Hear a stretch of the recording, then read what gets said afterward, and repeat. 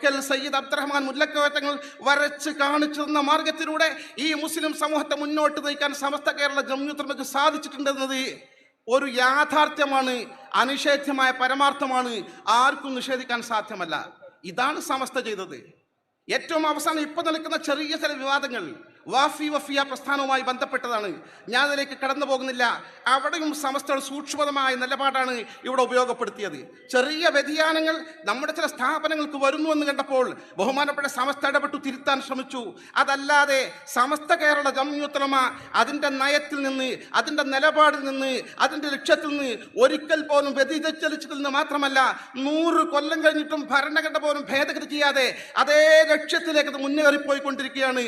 ഒരു സംശയം ഇൻഷാ അല്ലാഹ് അല്ലാഹു അനുഗ്രഹിച്ചാൽ ഈ വലിയ വലിയ മഹാത്മാക്കളുടെ പിൻബലത്തോടുകൂടി, ബറക്കത്തോടുകൂടി, വിശുദ്ധാത്മാക്കളായ പൂർവികരായ മഹാന്മാരുടെ ബറക്കത്തോടുകൂടി, എൻ്റെ അഭിവന്ദനായ പിതാവ് സമസ്ത കേരള ജംഇയ്യത്തുൽ മുശാവറ മെമ്പറായിരുന്നു. അഭിവന്ദനായ എൻ്റെ ഭാര്യ പിതാവ് KT മാനു മുസ്ലിയാർ സമസ്ത കേരള ജംഇയ്യത്തുൽ ഉത്തരവാദപ്പെട്ട നേതാവായിരുന്നു.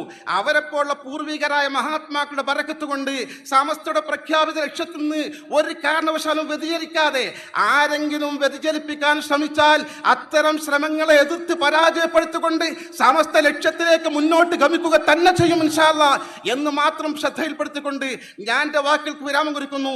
എൻ്റെ പ്രിയപ്പെട്ടവരെ, ഒരുപാട് ആളുകൾ മരണപ്പെട്ടവർക്ക് ദുആ ചെയ്യാൻ പറഞ്ഞിട്ടുണ്ട്. ഞാൻ അവരുടെ പേര് പറയുന്നില്ല.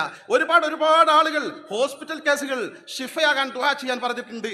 അവർക്കൊക്കെയും ഉദ്ദേശങ്ങൾ സഫലമാകാൻ വേണ്ടി ഗൾഫിൽ നിന്ന് എത്ര ശ്രമിച്ചിട്ട് ലീവ് കിട്ടി ഇങ്ങോട്ട് വരാൻ പറ്റാത്ത സുഹൃത്തുക്കളുണ്ട്. അവരുടെയൊക്കെ ഉദ്ദേശങ്ങൾ അല്ലാഹു സഫലമാക്കി കൊടുക്കുമാറാകട്ടെ. മരണപ്പെട്ടവർക്ക് മഗ്ഫിറത്ത് നൽകി അനുഗ്രഹിക്കുമാറാകട്ടെ.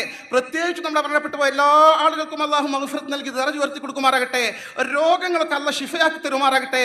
ആമീൻ പ്രാർത്ഥിച്ചുകൊണ്ട് ദുആ ചെയ്യണമെന്ന അപേക്ഷയോടുകൂടി സ്വല്ലല്ലാഹു അലാ മുഹമ്മദ് വആലിഹി വസഹബിഹി അജ്മഈൻ വൽഹംദുലില്ലാഹി റബ്ബിൽ ആലമീൻ. അസ്സലാമു അലൈക്കും.